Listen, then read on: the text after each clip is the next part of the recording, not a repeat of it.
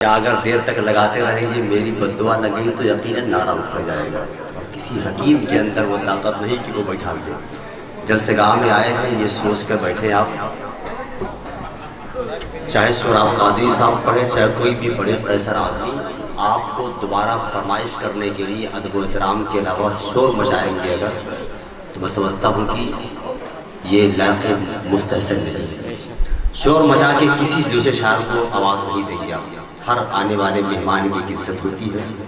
کسی ایک شاعر کو خصوصی طور پر ہائی لائٹ کرنا یہ ہمارا شیوا نہیں ہے. نبی کی نعت اگر قیصر اعظمی پڑھے تب بھی آپ سبحان اللہ کہیں، چاہے کوئی بھی علاقے کا فقیر بھی اگر پڑھے تو بھی سبحان اللہ کہیے، علاقے کا امیر بھی سبحان اللہ کہیے.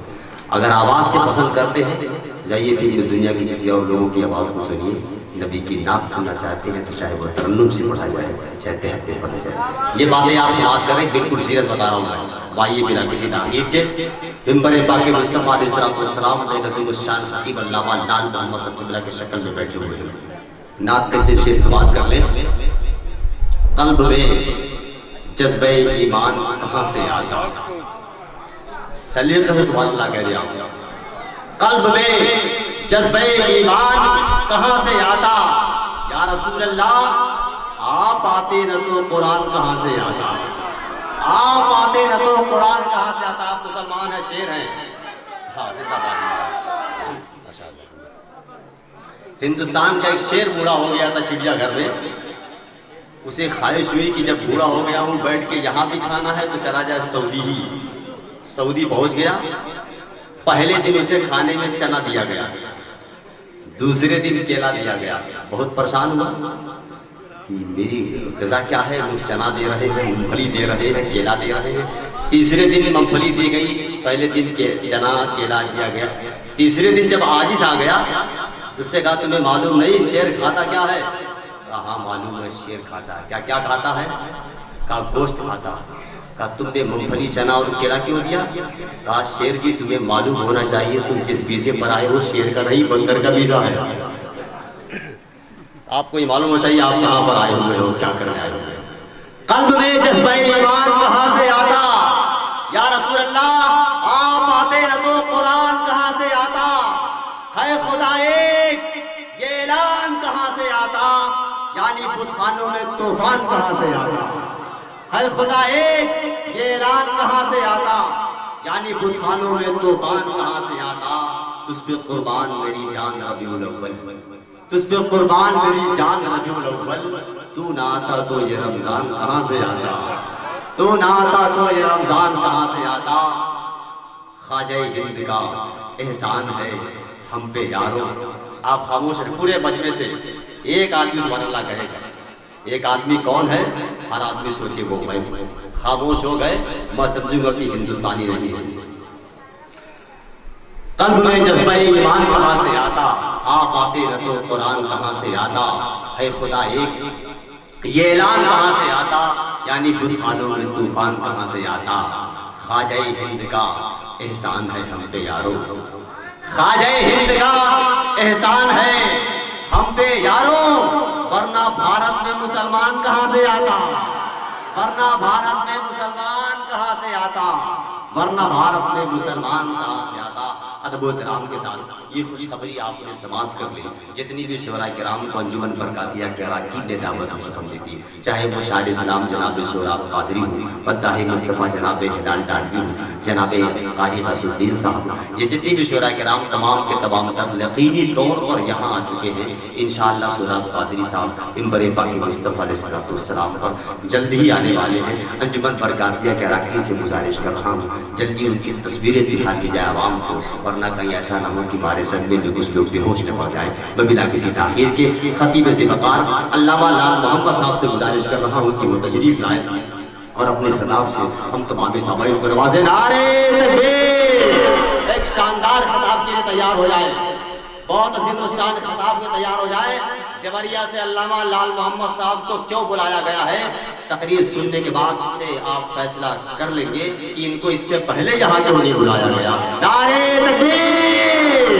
نعرے رسالہ! علماء اہل سنہ، فیضان اعلیٰ حضرات، جشن میلاد النبی علامہ لال محمد صاحب قبلہ انجمن برکاتیہ نعرہ تکبیر نعرہ رسالت صدق علی رسولہ النبی الکریم ونحن علی ذلک لمن الشاکرین والحمد للہ رب العالمین.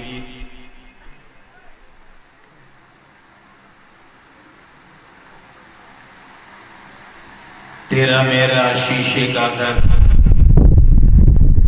میں بھی سوچوں تو بھی سوچ. تیرا میرا شیشے کا گھر، میں بھی سوچوں تو بھی سوچ. پھر ہم دونوں کے ہاتھوں میں ہے پتھر، میں بھی سوچوں تو بھی سوچ. پھر ہم دونوں کے ہاتھوں میں ہے پتھر، میں بھی سوچوں تو بھی سوچ. کبھی عرش پر، کبھی فرش پر، کبھی ان کے در، کبھی در بدر. کبھی عرش پر، کبھی فرش پر، کبھی ان کے در، کبھی در بدر. غم عاشقی تیرا شکریہ میں کہاں کہاں سے گزر گیا.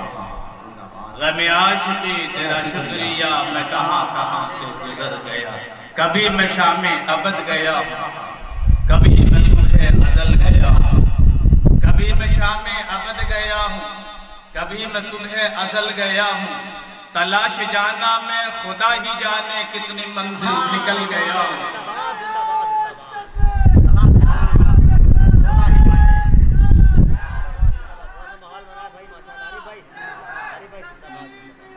حضرات، میں آپ لوگوں سے مؤدبانہ گزارش کروں گا، جب تک میری موجودگی میں ہے آپ نعرہ نہ لگائیں، دقت ہو جائے گی. کبھی میں شام ابد گیا ہوں، کبھی میں صبح ازل گیا ہوں. تلاش جانا میں خدا ہی جانے کتنی منزل نکل گیا ہوں.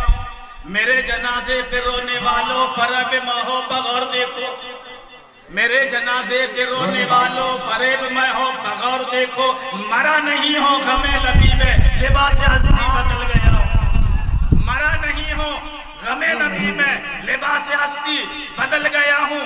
جو غم نبی کر لیا، جو غم کر لیا ابو بکر صدیق بن گیا.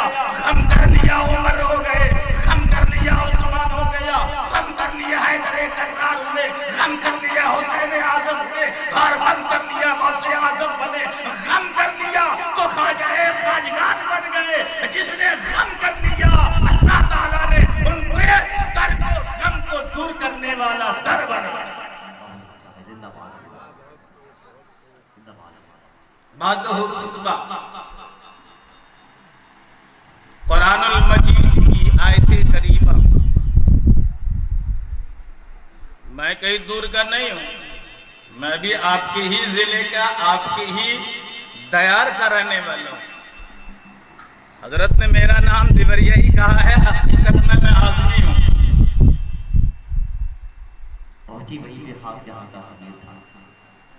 میں عازمی ہوں.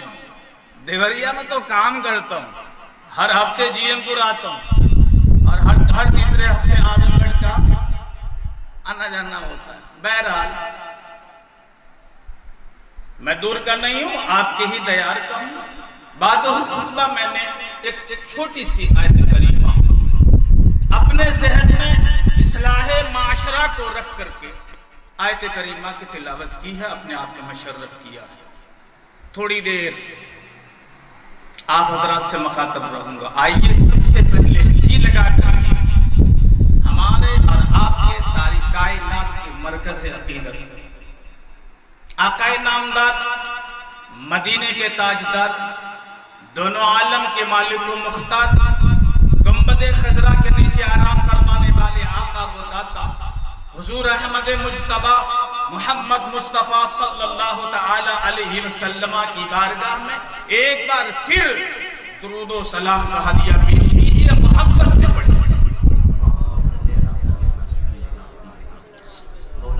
صلی اللہ علیہ نبی ربی وآلہ وسلم صلاۃ و سلام علیہ یا رسول اللہ. برسوں پہلے اللہ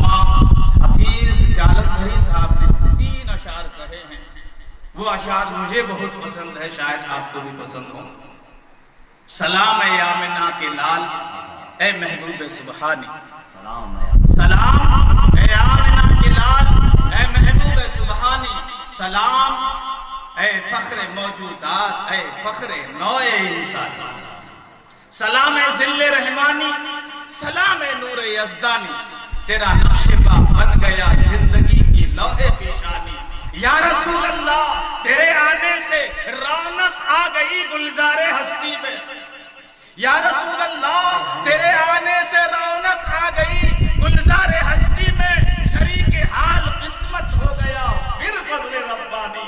یا رسول اللہ تیرا در ہو میرا سر، تیرا در ہو میرا سر ہو، میرا دل ہو تیرا گھر ہو۔ یا رسول اللہ تیرا در ہو میرا سر ہو، میرا دل ہو تیرا گھر ہو، تمنا مختصر سی ہے مگر تمہید طولانی۔ ایک مرتبہ اور محبت کے ساتھ درود پاک پڑھیں، صلی اللہ علیہ نبی کی امی و آلہ وسلم، صلاۃ و سلام علیک یا رسول اللہ، صلاۃ و سلام علیک یا حبیب اللہ صلی اللہ تعالی علیہ وسلم۔ حج کے ایام ہیں، آج کہنے والے کہہ گزرتے ہیں کہ اختیار نہیں رسول پاک کا، رسول پاک کے اختیار پر سوال ہے۔ حج کا موقع ہے، ایک نوجوان حاجی، مائک آپریٹر صاحب سے گزارش کروں گا اگر اس میں ایکو ہے تو آپ ایکو ذرا بند کریں، شانتی سے کچھ سننے کو ملے۔ ایک میں بولتا ہوں تو 9 بار وہ بولتا ہے۔ درود پاک پڑھ لیجیے، اللہ سیدنا حبیبنا شفیعنا سندنا مولانا محمد بارک وسلم۔ میں اچھی طرح سے جانتا ہوں کہ ہمارے اس دیار میں اعظم گڑھ ہو، چاہے خیر آباد ہو، جموں ہو، چاہے محمد آباد ہو، چاہے مبارک پور ہو، جیجن پور ہو، چاہے لاٹ گاٹ ہو، توری گاٹ ہو، اس علاقے میں شعراء حضرات کو زیادہ ہمارے نوجوان پسند کرتے ہیں۔ خطیب اگر ہیں تو ہائی لیول کے خطیب پسند کرتے ہیں۔ تو میں عرض کر رہا تھا کہ حج کا موقع ہے، توجہ کا طالب ہوں، علم کا شہر ہے، بڑی ذمہ داری سے کچھ میں عرض کرنا چاہوں آپ کے سامنے۔ حج کا موقع، ایک نوجوان حاجی حج کر رہا ہے، ان کے ساتھ میں ایک بزرگ ہیں، ان کے ساتھ میں حاجیوں میں سے ایک بزرگ حاجی بھی ہیں، وہ حج کر رہے ہیں۔ تو حج میں کچھ دعائیں الگ الگ ہیں اور الگ الگ مقام پر الگ الگ دعائیں پڑھی جاتی ہیں۔ جو لوگ حج کے لیے تشریف لے گئے ہیں، حج کی سعادت سے سرفراز ہوئے ہیں، ان کو معلوم ہے کہ جب حج شروع ہوا ہے، حج کے ایام ہیں، حج کے 5 روز ہیں، احرام باندھے ہوئے ہیں، وہ نوجوان اور وہ بزرگ حاجی دونوں حج میں شامل ہیں۔ جہاں جہاں مقام آتا ہے، مقام ابراہیم ہے، وہاں گئے ہیں تو نوجوان حاجی درود پڑھ رہا ہے، کہہ دیجیے،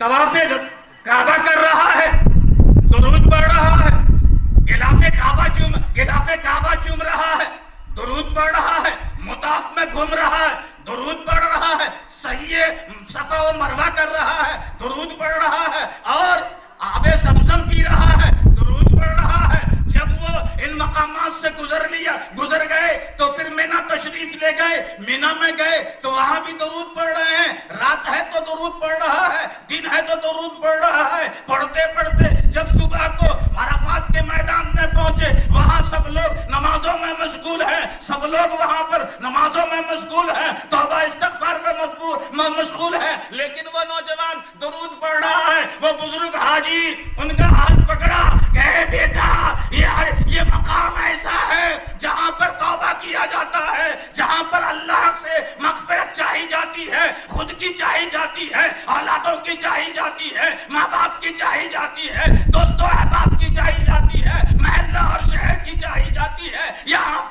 سبھی لوگوں کی مغفرت چاہی جاتی ہے. اے میرے بیٹے میں نے دیکھا ہے کہ تو ہر جگہ درود ہی پڑھ رہا ہے, معاملہ کیا ہے؟ توجہ. تو نوجوان حاجی اپنے بزرگ ساتھی سے کہتے ہیں میرے بزرگ سنیں, میں خراسان سے آیا ہوں, میرے ساتھ میرے والد بھی تھے.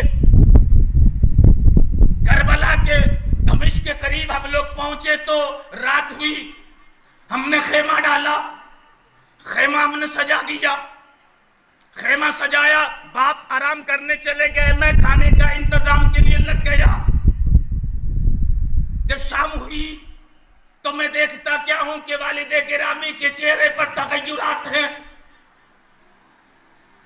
میں نے سمجھا کہ تھکاوٹ ہوگی, قریب گیا, خیریت پوچھا کہ ابو جان کیا معاملہ ہے؟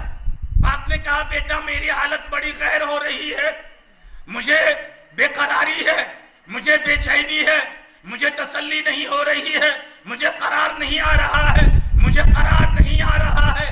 باپ اور بیٹے میں گفتگو چل رہی تھی کہ آخری ہچکی باپ نے لی اور ان کی آواز پست ہوئی اور ان کا انتقال ہوا. نوجوان کہہ رہا ہے بزرگ سے میں اپنے باپ کے ساتھ میں تھا, وہ حالت یہ تھی, میرے باپ انتقال کر گئے, میں اکیلا غریب الوطن ہوں, میرا باپ اور میں تھا, میرے باپ کا انتقال ہو گیا, میں نے ان کے اوپر چادر ڈال دی, باہر نکلا, دھندلا دھندلا سا شام ہے, شام ڈوب رہی, مغرب کا وقت ہو رہا ہے, میں پریشان حال ہوں کہ غریب الوطن پردیس میں یتیم ہو رہا ہوں, کوئی ساتھ میں نہیں ہے. تو میں نے سوچا بھائیوں کو بلا لاؤں, کسی مومن بھائی کو بلا لاؤں تاکہ ان کے کفن کا انتظام ہو, تاکہ ان کے دفن کا انتظام ہو, تاکہ ان کے قبر کا انتظام ہو. اور جب میں باہر نکلا کوئی نظر نہیں آیا تو پھر واپس گیا. جب واپس گیا تو اپنے باپ کے چہرے کو پھر دوبارہ دیکھنا چاہا, چادر ہٹائی. توجہ, جب چادر ہٹائی تو دیکھتا کیا ہوں کہ میرے والد کا چہرہ اب انسانی چہرہ نہیں بلکہ جانوروں کا چہرہ بن گیا. میں حیران ہوا, پریشان ہوا, اب میں کروں تو کیا کروں؟ لوگوں کو بلاؤں تو لوگ دیکھیں گے تو کہیں گے کہ ان کے باپ کا یہ حال ہے کہ مرنے کے بعد ان کے باپ کا چہرہ انسانی نہیں جانوروں جیسا ہے. میں نے دوبارہ چادر ڈال دی اور اس فکر میں رہا اب کیا کروں. ان کے پاؤں کی طرف میں بیٹھ گیا. بیٹھے بیٹھے مجھے غنودگی چھائی. سوچتے سمجھتے آدھی رات گزر گئی, رات کا آخری پہر ہے, ایک سواری آتی ہے, اس سواری سے ایک سوار اترتا ہے جن کے چہرے پر نقاب ہے, کہہ دیجئے سبحان اللہ, جن کے چہرے پہ نقاب ہے. جب مجھے آہٹ ہوئی میں باہر نکلا, جو باہر نکلا تو ایک سواری سے اتر رہا ہے. میں ان کے قریب گیا, کہا تمہارے باپ کا کیا حال ہے؟ کہا میرے باپ کا حال تو دیگرگوں ہے, آپ خود ہی ملاحظہ فرما لیجئے, آپ خود ہی ملاحظہ فرما لیجئے. جب میں ان سے کہا تو وہ خیمے میں داخل ہوئے, میرے باپ کے چہرے سے چادر کو ہٹایا اور مسکرا کر کے نظر ڈالی اور پھر چادر کو ڈال دی. ڈالنے کے بعد جانے لگے. میں کچھ سمجھ نہیں پایا, دوڑتا ہوا ان کے قریب گیا, ان کے دامن سے لپٹ گیا. اے آنے والے مسافر, آیا کس مقصد سے تھا؟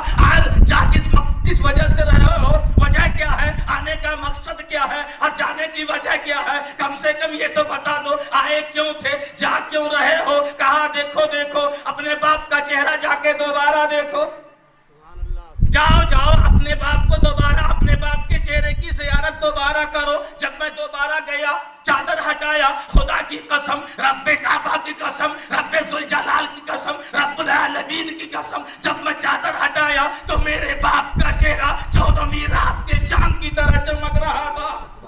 میں حیران ہوا, بھاگتا ہوا اس مسافر کی طرف گیا, مسافر کے دامن کو پکڑا اور ہلا کر کے کہا آپ تو اتنا احسان مجھ پر کر ہی دیجئے کہ آپ کون ہیں کہ جو میری مدد فرما رہے ہیں. آپ فرماتے ہیں کہ میں جو بھی ہوں صحیح ہوں, لیکن سنو, تیرے باپ کے اندر ایک خصلت تھی جس خصلت کی بنیاد پر اللہ تعالیٰ نے ان کو دنیا میں یہ سزا عطا فرما دیا تھا. اللہ تعالیٰ کی جانب سے یہ ان کو سزا تھی اور ان کا چہرہ بگڑ گیا تھا, لیکن تیرے باپ کے اندر ایک ایسی خاصیت تھی کہ ایک ایسی خوبی تھی کہ جب تک وہ رات میں 100 بار درود مجھ پر پڑھ نہیں لیتا تھا، نیند نہیں کرتا تھا، اور تیرے رسول کو یہ گوارا نہیں جو جن پر وہ 100 بار درود بھیجے اور وہ جانوروں کا چہرہ لے کر کے جائے، میں کوئی اور نہیں، میں تو تمہارا رسول ہوں، تو زندہ ہے واللہ، تو زندہ ہے واللہ، میرے چشم عالم سے چھپ جانے والے، تو زندہ ہے واللہ، تو زندہ ہے واللہ، میرے چشم عالم سے چھپ جانے والے، ہم اور آپ ایسے رسول کی امت ہیں کہ تمہارا رسول آج بھی مدد فرما رہا ہے، انشاءاللہ کل بھی مدد فرمائے گا، اور روز محشر تک اور محشر کے دن بھی تمہاری مدد فرماتا ہوا تمہارا رسول نظر آئے گا۔ درود پاک پڑھیں، آپ پڑھنا چاہیں گے آپ تو پڑھ لیجئے، محبت سے پڑھیے، اور محبت سے درود پڑھنے والے کی میں بھی تعریف کر دوں۔ جو محبت سے درود پڑھتے ہیں، درود 3 طرح کے ہیں، ایک ایسے ہیں جو فرشتے پیش کرتے ہیں، ایک ایسے ہیں جس کو رسول اللہ صلی اللہ تعالی علیہ وسلم سماعت کر لیتے ہیں، اور ایسے درود ہیں کہ جس کو رسول پاک سماعت بھی کر لیتے ہیں اور پڑھنے والے کو پہچان اور جان بھی لیتے ہیں۔ تو وہ گہرائی والا درود ہے۔ آؤ محبت سے پھر ایک مرتبہ درود پاک پڑھو۔ اللہم صلی علی سیدنا مولانا محمد بارک وسلم، صلاۃ و سلام علیک یا رسول اللہ، صلاۃ و سلام علیک یا حبیب اللہ صلی اللہ تعالی علیہ وسلم۔ حضور حافظ ملت علیہ رحمت و رضوان کا فیضان ہمارے اوپر ہے کہ حضور حافظ ملت نے اپنے اس قوم کو ایک ہدایت کی تھی کہ دنیا محنت کے لیے ہے اور آرام کے لیے تو قبر ہے۔ یہ ہے دنیا محنت کے لیے ہے، آرام کے لیے تو قبر ہے، اور اتفاق ہے تو زندگی ہے، خلافت ہے تو موت ہے، اگر ایک دوسرے میں اختلاف ہے تو موت ہے، محبت ہے تو زندگی ہے، اگر ایک محلے سے دوسرے محلے میں اختلاف ہے تو دونوں کی موت ہے، اگر اتفاق ہے تو زندگی ہے۔ یوں ہی سمجھو جس ملت سے ملت اور ملت میں محبت ہے تو زندگی ہے، اور اگر نا اتفاقی ہے تو موت ہے۔ اس لیے ملت کے ساتھ، محبت کے ساتھ، اتفاق کے ساتھ نفاق کو دور کرتے ہوئے اپنی زندگی گزارو، اللہ تعالیٰ تمہیں زندگی عطا فرمائے۔ محبت سے درود پاک پڑھیں، اپنی بات کی طرف آؤں۔ اللہم صلی علی سیدنا حبیبنا شفیعنا سندنا مولانا محمد بارک وسلم، صلاۃ و سلام علیک یا رسول اللہ۔ الا بذکر اللہ تطمئن القلوب، اللہ کے ذکر سے دلوں کو سکون حاصل ہوتا ہے۔ عزیزان ملت اسلامیہ، لوگوں نے ڈھونڈا، کسی نے ڈھونڈا کہ شہرت میں اطمینان قلب ہے، دولت میں اطمینان قلب ہے، حکومت میں اطمینان قلب ہے، دنیاوی لوازمات میں اطمینان قلب ہے، بڑی بڑی بلڈنگیں بنا لیں تو اطمینان قلب مل جائے۔ ہر انسان کی سوچ الگ الگ ہے، ہر انسان سوچ رہا ہے کہ میں یہ کر لوں اطمینان قلب حاصل ہو جائے۔ کوئی شہرت میں، کوئی دولت میں، کوئی حکومت میں، کوئی رفتار میں، کوئی گفتار میں، کوئی حسن میں، کوئی طاقت میں، ہر طرح سے آزما رہا ہے، لیکن کسی کو کہیں بھی اطمینان قلب حاصل نہیں ہو سکتا، بے شک نہیں ہو سکتا، یقیناً نہیں ہو سکتا، اس لیے کہ قرآن کا فرمان ہے الا بذکر اللہ تطمئن القلوب، اللہ کے ذکر سے دلوں کو اطمینان حاصل ہوتا۔ عزیزان ملت اسلامیہ، آج ہمارے پاس کیا نہیں ہے؟ گھر ہمارے پاس ہے، دھن ہمارے پاس ہے، مال ہمارے پاس ہے، زر ہمارے پاس ہے، اولاد ہمارے پاس ہے، اور ساری جائیدادیں ہمارے پاس ہیں، لیکن اگر نہیں ہمارے پاس ہے تو اطمینان قلب نہیں ہے، نہیں ہے ہمارے پاس تو عبادات نہیں ہے، نہیں ہے ہمارے پاس تو نمازیں نہیں ہیں، نہیں ہے ہمارے پاس تو زکاتیں نہیں ہیں، نہیں ہے ہمارے پاس اخلاق نہیں ہے، نہیں ہمارے پاس تو ماں باپ کی دعائیں ہمارے ساتھ میں نہیں ہیں۔ ورنہ میرے دوستو ان ماں باپ کی دعائیں حضرت موسیٰ کلیم اللہ کو درکار ہے، ہم کی صحت کی مولی ہے، حضرت کلیم ہے، موسیٰ کلیم اللہ ہے، حضرت موسیٰ کلیم اللہ ہے، اللہ کی بارگاہ میں کلام کے لیے تشریف لے جاتے ہیں۔ جب تک آپ کی والدہ ماجدہ زندہ رہی آپ جاتے رہے، بے کھٹک جاتے رہے، بے خوف جاتے رہے، رب الہی سے کلام فرماتے رہے۔ جب آپ کی والدہ کا انتقال ہو گیا تو حضرت موسیٰ علی نبی جنا علیہ الصلوۃ والتسلیم آپ کی والدہ کے انتقال کے بعد جب آپ پہلی بار گئے، پہلے قدم رکھے ہی تھے کوہ طور پر، اللہ وحدہ لا شریف کی طرف سے آواز آتی ہے، اے موسیٰ آپ ٹھہر کے آنا، سنبھل کے آنا، قدم رکھ کے دبا کے آنا۔ حضرت موسیٰ پوچھتے ہیں پروردگار عالم اب تک تو یہ سوال نہیں تھا، اب تک تو یہ سوال نہیں تھا کہ ٹھہر کے آنا، سنبھل کے آنا۔ تو رب کریم ارشاد فرماتا ہے، اے موسیٰ اب تک تیری سلامتی کے لیے تیری ماں دعائیں کیا کرتی تھی، اب تیری ماں اس دنیا میں نہیں رہی ہے، اب تم کو خود چلنا ہے۔ اے نوجوان ساتھیوں گھر سے نکلا کرو تو باپ کے قدموں کو چوم لو، ماں کے قدموں کو چوم لو، ان کی دعائیں حاصل کر لو۔ قسم خدا کی جہاں بھی جاؤ گے کامیاب ہوگے اور جہاں بھی رہو گے فتح یاب بن کے رہو گے۔ درود پاک پڑھیں آپ، اللہم صلی علی سیدنا حبیبنا شفیعنا سندنا مولانا محمد بارک وسلم، صلاۃ و سلام علیک یا رسول اللہ، صلاۃ و سلام علیک یا حبیب اللہ صلی اللہ تعالی علیہ وسلم۔ عزیزان ملت اسلامیہ، آج ہمارے پاس سب کچھ ہونے کے بعد بھی ہم بے قراری کی زندگی کاٹ رہے ہیں، سب کچھ ہونے کے بعد بھی بے گلی کی زندگی، سب کچھ ہونے کے بعد بھی بے بسی کی زندگی، سب کچھ ہونے کے بعد بھی ہم ایسی زندگی گزار رہے ہیں جس زندگی کا کوئی معنی ہے نہ ہی کوئی مطلب ہے۔ میرے دوستوں اور بزرگوں، آج ہمیں جس چیز کی ضرورت ہے وہ چیز ہے کہ ہم اپنے علاقے کی مسجدوں کو آباد کریں۔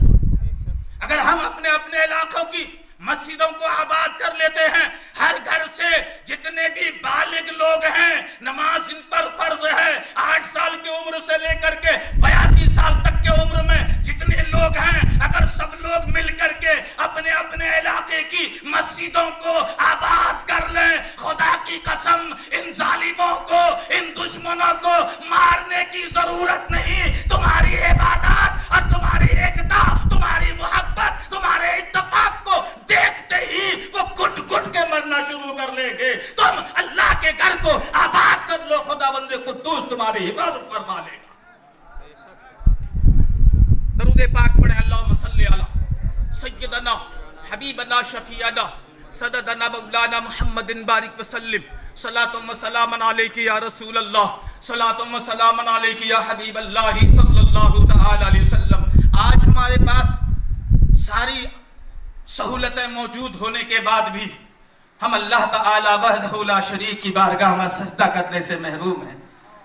میں نے ابھی چند دن پہلے ایک روایت پڑھی کہ ایک مولوی صاحب تھے، بیچارے امام صاحب، وہ مرتد ہو گئے، اخبار کے ٹکڑا تھا، مرتد ہو گئے۔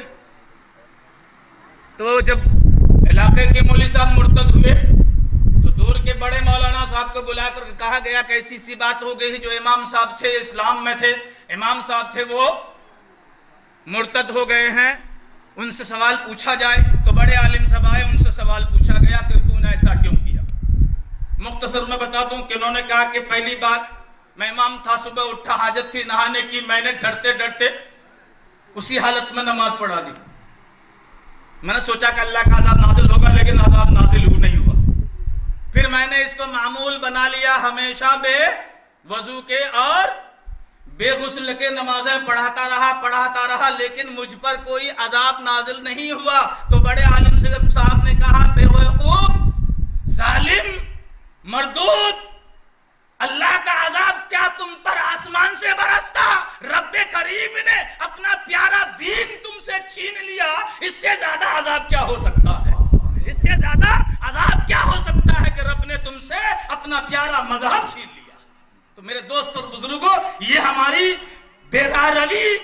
یہ ہمارے گناہوں کے انبار، یہ ہمارے مسلسل گناہوں کی رتاوت ہمارے لیے کہیں زوال نہ ہو جائے، ہمارے لیے کہیں مشکلات نہ کھڑی کر دے، ہمارے لیے کہیں پریشانیاں نہ لا دے۔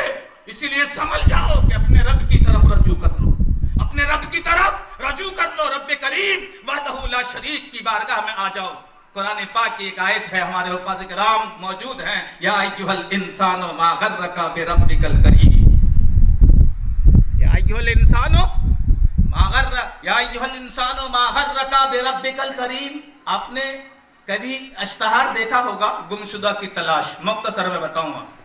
گمشدہ کی تلاش اشتہار لگا ہے، اوپر لکھا ہوتا ہے ایک لڑکا ہے 18 سال کا، رنگ گورا ہے، آنکھیں بڑی ہے، کالے کالے گھنگرالے بال ہیں، سفید یا لال پیلا یا کالا شرٹ پہنا ہوا ہے، جینس لگا ہوا ہے، ہوائی چپل یا چپل پہنا ہوا ہے، یہ قد ہے ان کا، یہ نام ہے ان کا، باپ کا نام یہ ہے، ان کا پتہ ہے، اور نیچے موبائل نمبر لکھا ہوتا ہے، اس کے نیچے ایک لائن کیا ہوتا ہے کہ لکھا ہوتا ہے کہ بیٹا تو جہاں بھی ہے اگر اس اشتہار کو، اس خبر کو تو پڑھ رہا ہے تو لوٹ آ، تیری ماں تیرے لیے روتی، تیری بہن روتی ہے، تیری ماں تڑپ رہی ہے، جب سے تو گیا ہے گھر کی زینت چلی گئی ہے، اے بیٹا لوٹ آ، اے میرے بیٹے تو لوٹ آ، تجھ کو کچھ کہا نہیں جائے گا، ہم تیرے جانے کو بھول جائیں گے، صرف تیرے آنے کو دیکھیں۔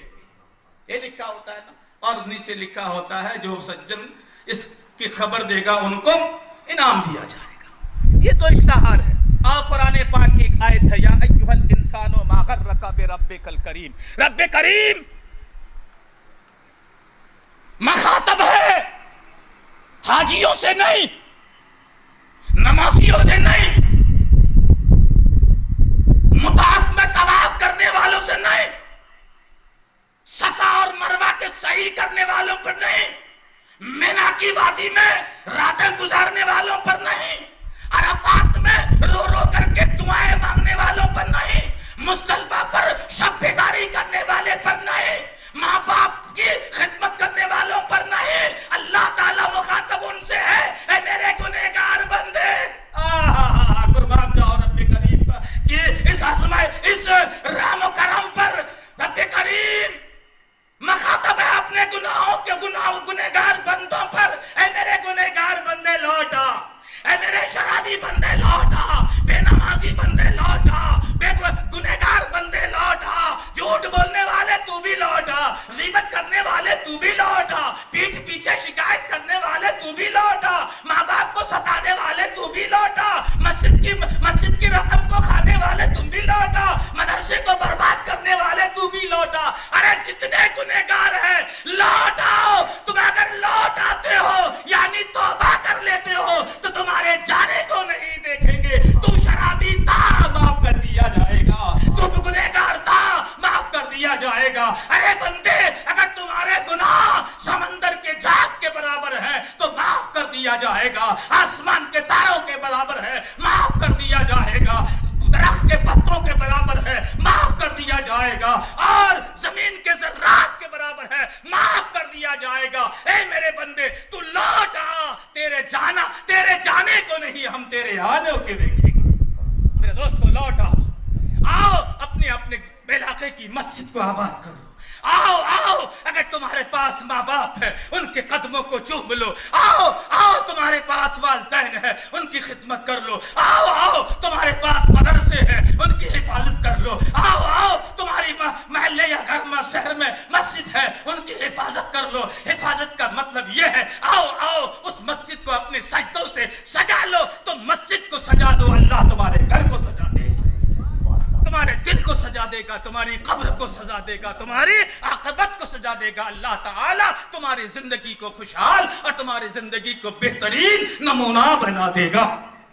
درود پاک پڑھ لے، اب اللہم صلی علی سیدنا حبیبنا شفیعنا سندنا مولانا محمد بارک وسلم، صلاۃ و سلام علیک یا رسول اللہ۔ مسلسل پچھلی کئی راتوں سے خطابت کا کام چل رہا ہے، اور آنے والے 17 تاریخ تک مسلسل اسی طرح 12 بجے یا 2 بجے سے پہلے سونے नसीब नहीं हो पा रहा है। दुआ करें कि अल्लाह ताला सेहत और सलामती अता फरमाए और दीन के काम में किसी तरह की कोई रुकावट नहीं आए। मोहब्बत से एक मर्तबा और दुरूद शरीफ पढ़ें।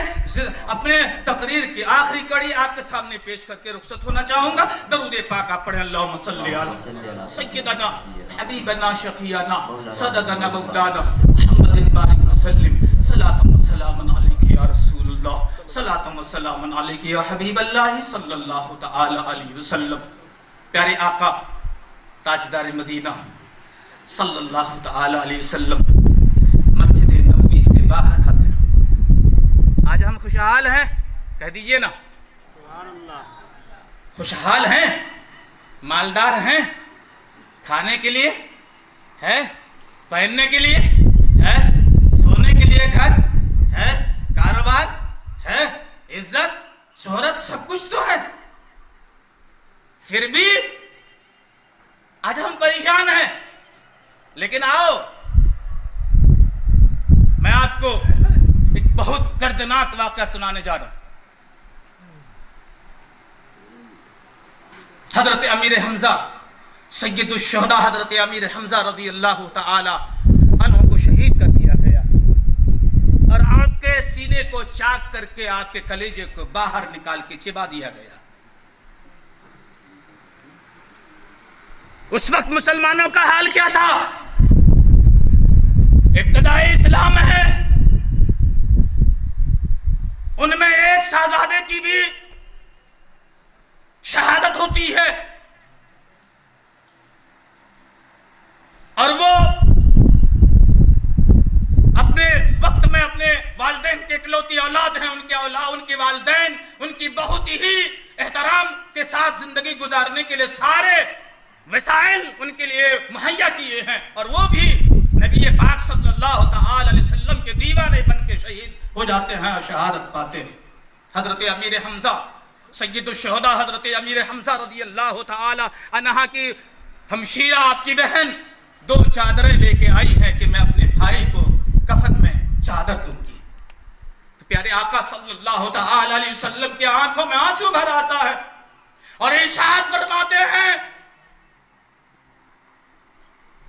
फूफी जान आपके पास 2 चादर हैं, एक चादर आप अपने भाई सैयदुश शुहदा हजरत अमीर हमजा को उड़ा दें और दूसरी चादर उस शहजादे को उड़ा दें। मेरे दोस्तों और बुजुर्गों, हजरत सैयदुश शुहदा अमीर हमजा रज़ी अल्लाह ताला अन्हु की बहन ने जब चादर डाली है आपके ऊपर, तो जब आपका सर ढका जाता था तो खुदा की कसम आपके पांव खुल जाते थे और जब आपका पांव ढका जाता था तो आपका सर खुल जाता था। मेरे आका ने इरशाद फरमाया कि मेरे चचा के चेहरे को ढाक दो और अब खस की घास से इनके पांव ढाक दो। मुसलमानों दिल के फफोले जल उठे सीने के दाग से, इस घर को आग लग गई, घर के चराग से अमीर हमजा को कफन तक नसीब नहीं हुई और अल्लाह के रसूल ने अपने हाथों से अपने चचा को दफन किया है। मेरे दोस्तों, आज हमारे पास घर होने के बाद भी बेनमाजी है, मकान होने के बाद भी बेनमाजी है, मस्जिदें होने के बाद भी बेनमाजी है, वालिदैन होने के बाद भी बद्दुआओं का हकदार बने हुए हैं, माँ बाप होने के बाद भी हम खिदमत नहीं कर सकते हैं, मदारिस होने के बाद भी अपने बच्चों को दीनी तालीम से आरास्ता नहीं कर सकते हैं और हमारे साथ बुजुर्ग हैं उनका हम एहतराम नहीं कर सकते हैं। अजीजाने मिल्लत इस्लामिया, ये दर्स आपको कहां से मिलने वाली है, ये सबक आपको कहां से मिलने वाला है, ये आपको कौन बताएगा कि कौन सा रास्ता अच्छा है, कौन सा रास्ता गलत है? ये दुनिया के लोग नहीं बल्कि नबी पाक सल्लल्लाहु तआला अलैहि वसल्लम के दीवाने आपको बताएंगे, उलमाए किराम आपको बताएंगे, हुफ़ाज़े किराम आपको बताएंगे, मस्जिदों का इमाम आपको बताएंगे कि सीधा रास्ता कौन सा है, सिरात मुस्तकीम कौन सा है और नेकियां कहां हासिल हो सकती है और गुनाहों का अंबार आपको कहां मिल सकता है। दरूद पाक पढ़े। अल्लाहुम्मा सल्ली अला सय्यिदना हबीबना शफीअना सददना मौलाना मुहम्मदिन बारिक वसल्लिम सलातुम व सलामन अलैहि या रसूल अल्लाह सलातुम व सलामन अलैहि या हबीब अल्लाह सल्लल्लाहु तआला अलैहि वसल्लम। हुजूर हाफिज मिल्लत अलैहि रहमत व रिज़वान की करामत कहिए। یا آپ کے زندگی کے ایک بہترین واقعہ کہیے، سماعت کیجئے، اپنی بات ختم کرتا ہوں۔ اگر آپ سماعت کرنا چاہتے ہو تو یہاں سے لے کر وہاں تک، یہاں سے لے کر کے وہاں تک، جہاں جہاں تک میری آواز پہنچ رہی ہے، سب لوگ ایک بار ایک زبان میں کہہ دیجئے سبحان اللہ۔ حضور حافظ ملت علیہ الرحمت و رضوان جب مبارک پور کی دھرتی پر تشریف لائے، مراد آباد آپ کا وطن ہے، جب آپ یہاں تشریف لائے تو مصباح العلوم باغ فردوس جہاں پر ہے، ابھی موجودہ وقت میں وہ اشرفیہ مارکیٹ نیچے ہے اور مدرسہ اوپر ہے، اسی کے سامنے ایک مسجد ہے، اسی کے سامنے ایک مسجد ہے، اسی مسجد میں آپ امامت بھی کیا کرتے تھے، اسی مسجد میں آپ نماز پنجگانہ اور جمعہ بھی، پنجگانہ نماز بھی اسی میں ادا فرمایا کرتے تھے۔ درس و تدریس کا کام باغ فردوس میں ہوتا تھا۔ ٹھنڈے کا موسم ہے، ٹھنڈے کا موسم ہے، اور اس ٹھنڈے کے موسم میں آپ ایک ہلکی سی چادر اوڑے لپیٹے پڑے رہتے تھے، اللہ کی عبادت میں مشغول رہتے تھے۔ دور دراز کے طلبہ جو آپ کے شاگرد تھے، ان لوگوں نے ایک ایک روپے یا دو دو آنے، چار چار آنے اکٹھا کر کے ایک رضائی بنوائی۔ رضائی بنانے کے بعد ان لوگوں نے اس کو سرکار حضور حافظ ملت علیہ الرحمت و رضوان کی بارگاہ میں پیش کیا، کہا حضور اس کو آپ اوڑھ لیں، ٹھنڈ بہت ہے، تکلیف بہت ہوتی ہوگی، تو آپ نے فرمایا کہ میرے پاؤں کی طرف رکھ دو، میرے پاؤں کی طرف رکھ دو۔ آج ہمارے نوجوان یہ لگاتے ہیں نعرہ کہ فیضان حضور حافظ ملت، بے شک حضور حافظ ملت کا فیضان ہم پر ہے، ہم کاہل ہیں کہ ان کے فیضان کو لوٹ نہیں پا رہے ہیں، ہم سست ہیں کہ ان کے بتائے ہوئے نقش قدم پر چل نہیں پا رہے ہیں، ہماری بد نصیبی ہے کہ ان کی باتوں پر ہم عمل نہیں کر پا رہے ہیں، ہماری یہ بد نصیبی ہے، بد عقلی ہے کہ ہم ان کے بتائے ہوئے راستے پر نہیں چل پاتے۔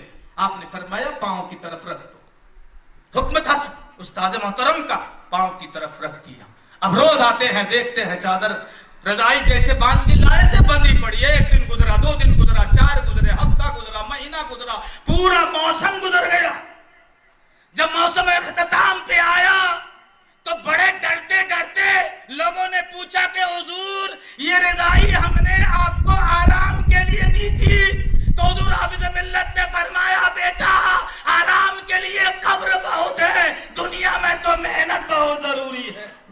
میرے دوستو یہ حضور حافظ ملت کا پیغام ہے، اس پیغام کو اپنے گرہ باندھو کہ یہ دنیا میں رہ کر کے ہمیں نیکیاں اکٹھا کرنی ہے، دنیا میں رہ کر کے مصطفیٰ جان رحمت کا دیوانہ بن کے رہنا ہے، اور مصطفیٰ جان رحمت کا پروانہ بن کے اس دنیا میں رہتے ہوئے ہمیں ساری جتنی بھی باتیں ہیں، فرائض اسلام ہیں، جو بھی احکام خداوندی ہیں، تمام احکام خداوندی اور فرمان رسول پر عمل کرتے ہوئے اپنی زندگی گزارنی ہے، تاکہ ہمیں قبر سے لے کر حشر تک آرام ملے۔ ارے میاں ہم تو جنتی ہیں، کہہ دو، ارے جنت ہمارے باپ دادا کا گھر ہے، نہیں ہے؟